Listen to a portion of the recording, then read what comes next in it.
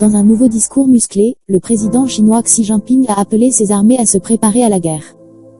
Je vous explique.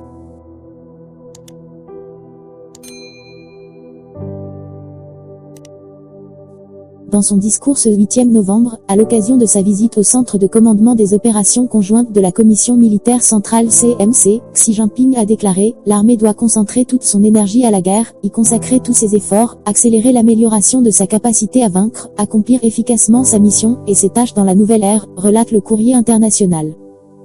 La Chine se dit menacée.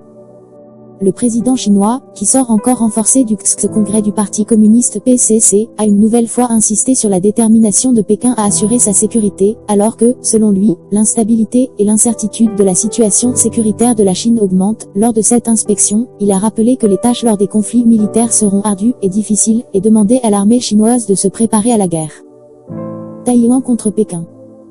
Les Occidentaux redoutent la perspective d'une invasion de Taïwan dans les prochains mois, un archipel dissident, démocratique, indépendant de la Chine, et qui possède sa propre armée, mais dont Pékin a toujours contesté la légitimité et la souveraineté. La Chine n'a jamais reconnu son indépendance ni Taïwan elle-même, par ailleurs, et considère le territoire comme sa 23e province. Une annexion forcée.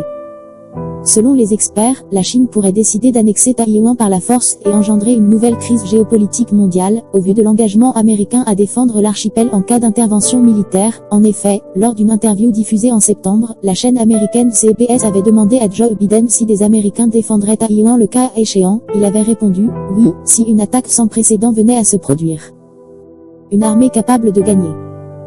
Le président chinois a ordonné au centre de commandement des opérations conjointes de la CMC d'améliorer l'étude et l'évaluation de la situation nationale sécuritaire et de renforcer les réponses aux conflits militaires. Il a également exigé la loyauté absolue de cet organe stratégique, qu'il ose frapper et soit capable de gagner.